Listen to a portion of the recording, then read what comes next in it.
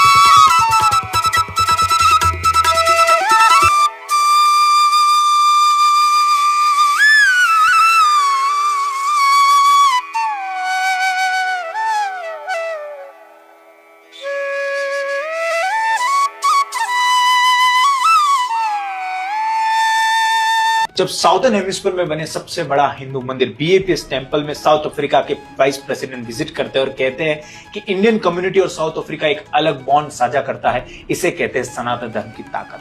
जब ऑस्ट्रेलिया का prime minister Melbourne में बने बीएपीएस हिंदू मंदिर को विजिट करे और अपने उद्बोधन में शुरुआत नमस्कार और जय स्वामीनारायण से करे, इसे कहते हैं सनातन धर्म की ताकत।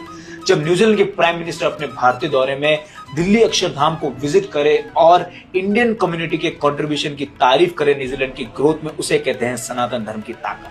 जब अबू धाबी में बने बीएपीएस हिंदू मंदिर में अरब कम्युनिटी के लोग आए दिन पीस और हार्मनी के मैसेज को फैलाए, इसे कहते हैं सनातन धर्म की ताकत। आजकल आए दिन हम देख रहे हैं कि ये सभी प्लेसेस पर इतने सारे फॉरेन के प्रमुख विजिट कर रहे हैं। ये सब कोई टेम्पल्स नहीं है सिर्फ, ये बल्कि एक जगह है जहां पर इंडियन हेरिटेज, इंडियन कल्चर और सनातन धर्म की ताकत का एक बेजोड़ नमूना देखने को मिलता है। अभी हम कुछ दिनों से देखते हैं कि विदेशी धरती पे बने कुछ मंदिरों पर हमला हो रहा है, लेकिन उन्हें पता नहीं कि प्रमुख स्वामी बापा ने 1987 માં એમના પ્રથમ વાર મેં આશીર્વાદ લીધા હતા અને એ પછી એક એવો પ્રસંગ બન્યો કે હું પરમ કૃષ્ણ ભક્ત છું અને મને એક સૌભાગ્ય પ્રાપ્ત થયું કે મારે દ્વારકાધીશના મંદિરમાં એક છત્ર બદલવાનું હતું અને એ છત્ર બદલતા મને સંકોચ પણ થતો હતો કે હું કેમ આ કરું, એટલા માટે કે એ પૂર્વ જે વર્ષો જૂનું જે છત્ર હતું એ પૂજ્ય ડોંગરેજી મહારાજે ત્યાં પધરાવેલું અને ડોંગરેજી મહારાજે પધરાવેલા આ છત્રને બદલવાનું મને બીક લાગતી હતી કે હું ધર્મના નામે કંઈ ખોટું તો નથી કરતો।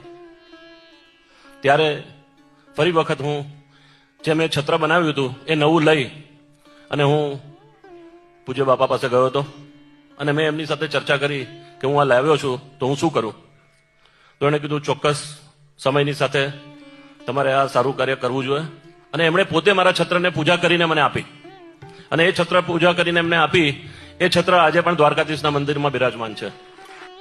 કે હવે સૌએ સ્વામીજીની વાત કરી, આપણા હિન્દુ ધર્મના ગૌરવ સમાન આપણે ગણીએ છીએ એમને અને એક વિશેષ દરજ્જો એમનો આપણા જીવનમાં રહ્યો છે, હિન્દુ ધર્મમાં રહ્યો છે અને સર્વ ધર્મ માટે એમને માન હતું। પરંતુ તો 5 ધોરણ ભણેલી આ વ્યક્તિ પ્રમુખ સ્વામી મહારાજ અંગ્રેજીનું એક વાક્ય ગ્રામેટિકલી કરેક્ટ ન બોલી શકે, forget English, not even Hindi, પણ in a span of 45 years, એ પણ એમની ઉંમર 51 થી 95, એ 45 વર્ષમાં પ્રમુખ સ્વામી મહારાજે 1300 hospitals, hostels, schools, colleges, community centres, સંસ્કાર કેન્દ્ર, મંદિર અને અક્ષરધામ, વન મેન ઓર્ગેનાઇઝેશન ઉભા કર્યા। તમે જે ફેક્ટરી લઈને બેઠા હશો, કારખાનામાં એક નવું મશીન લાવવું ને તો 6 મહિના વર્ષની વાત થઈ જાય, કેવું મુકેશભાઈ? અને પ્રમુખ સ્વામી મહારાજે 45 વર્ષમાં 1300 સમાજ સેવા સંસ્થા ઉભી કરી, એટલે દર 15મા દિવસે એક। બ્રહ્મ સ્વરૂપ યોગીજી મહારાજ પણ આ એકાદશીનો મહિમા જણાવતા અવારનવાર કહેતા કે એક એકાદશીનો ઉપવાસ કરીએ તેનું 1 લાખ વર્ષ સુધી રોજ 60,000 ઋષિઓને જમાડીએ એટલું ફળ એ આપણને થાય છે। યોગી બાપા તો ઉપવાસના 11 ફાયદા પણ જણાવતા। પહેલો, અજીર્ણ મટી જાય, બીજું, શક્તિ સચેતન થાય, ત્રીજું, આત્મબળ વધે, ચોથું, મોટા પુરુષ રાજી થાય, પાંચમું, ભગવાનનો સાક્ષાત્કાર થાય, છઠ્ઠું, તપ જેવું વાલું છે વાલમને, સાતમું, દેહ દમન ને આત્મવિચારથી ઇન્દ્રિયો અંતઃકરણ જીતાય, આઠમું, સ્ફૂર્તિમાં રહેવાય, નવમું, વહેલા ઉઠાય, ઊંઘનો સંકોચ થાય, 10મું, તાવ તરિયો મંદવાળ ન આવે અને 11મું, શરીરનો પાવર આવે। તો યોગીજી મહારાજ આ 11 ફાયદા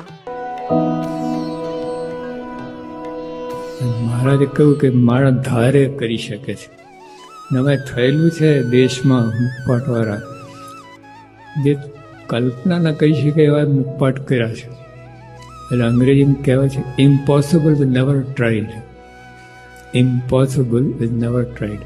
તો 4-5 વખત ટ્રાય કરો અને ફેલ જાઓ, પછી 6ઠ્ઠી વખત ઇમ્પોસિબલ રહેશે જ નહીં। હા, શું એને હવે કેટલાય કર્યું છે। એટલે ધારણ શક્તિ જોઈએ આપણે. માણસ ધારે કરી શકે. આ જો હોય ને ધારણ શક્તિ, બધી શક્તિ બહાર કાઢે.